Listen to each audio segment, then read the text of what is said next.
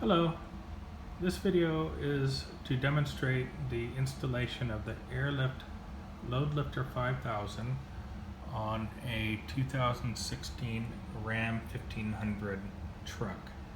And the purpose of this is because when I've been towing my 27-foot Coleman travel trailer, along with putting the generator in the back of the truck bed, the back end drops about 3 inches and becoming a hazard. So I'm hoping that this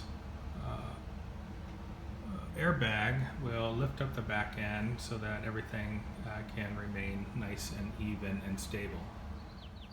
This is my travel trailer that I tow with my Ram 1500, and the problem that I have is that the back end of the truck drops down about 3 inches. So the goal is to level everything out with the airbags, and so I'm going to get to work on the installation shortly. Okay, now we're going to take a look at the parts list from the manual and then lay out all the parts to make sure that we're not missing anything before we begin the project of lifting the truck and making some removing the jounce bumper and whatnot.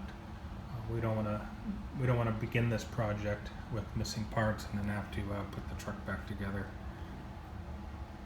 Okay, now I'm going to take one of these brackets and I'm going to set that on top of this assembly that I just put together. And this is the air valve that should be able to swivel like so. Then I'm going to align this so that these are aligned. And then I'm going to put this right here and align that like so.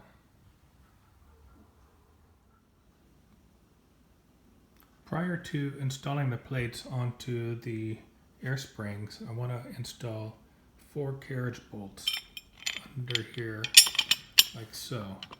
So basically I want to put these on beforehand, and then I want to put the bolts on here.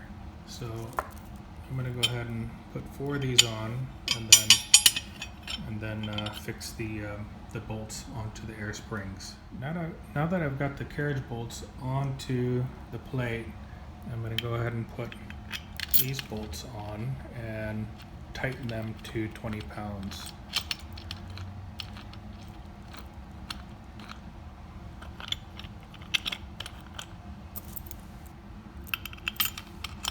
I'm going to use a torque wrench to tighten them properly.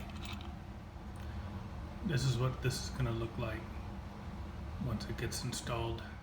I used a torque wrench to fix the bolts onto the air springs, and the bolts have been tightened to 20 pounds using a torque wrench.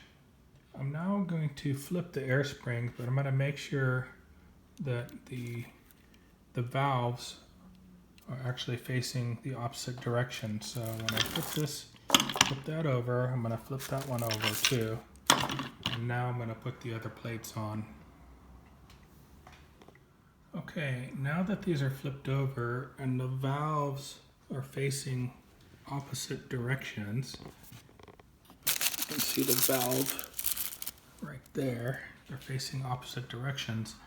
I'm going to put these plates on the other side now, these plates, one over here and one over here, and then this plate right there, they're not identical.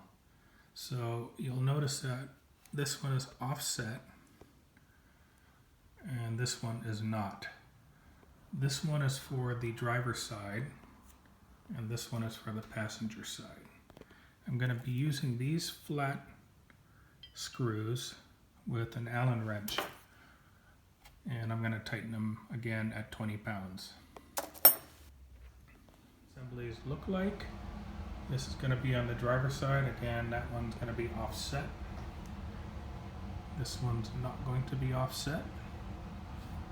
The valves are actually on the opposite ends when you put them together. And now we're going to get to installing these on the vehicle. Okay, so now I'm getting ready to put the airlifts onto the truck, and I've just lifted up the back end of the truck, and I'm going to get to work under here.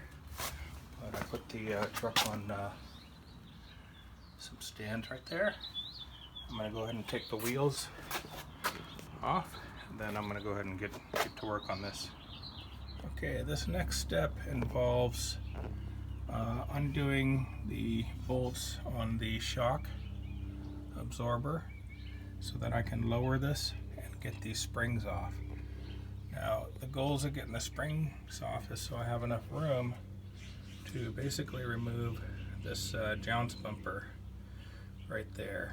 And the way I'm going to remove it is I've got a cutting tool that's going to cut these welds off right there. Cut through those welds, and then I'm going to grind it down. And then I'm going to put the fixture to hold the new airlifts there. So anyhow, I'm going to put some marks on the springs, basically right there. I'm going to mark the location of the springs right here and right there, so when I put these springs back on, they'll go exactly where they were before. Okay, so far for cutting the jounce bumper off, I've discovered that my RotoZip with the metal cutting attachment is actually the best. For the grinding, I'm using my DeWalt grinder. But that's basically to cut the welds off of this jounce bumper. You can see the weld right there, and I'm going to go ahead and cut that off now. I've done the other one already. Move over there.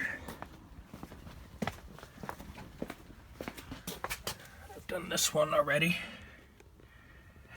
and I've grinded it down, and I've painted it with to keep it from rusting.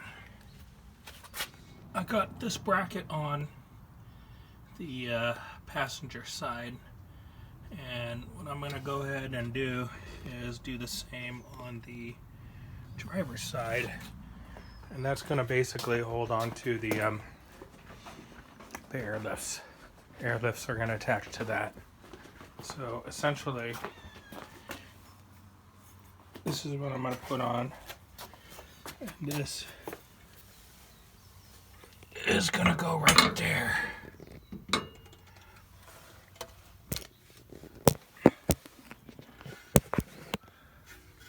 It's going to go right here like that.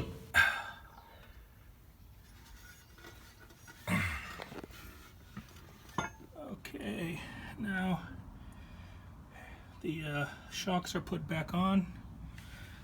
The airlifts are secured. I'm going to go ahead and start putting the hoses in there now.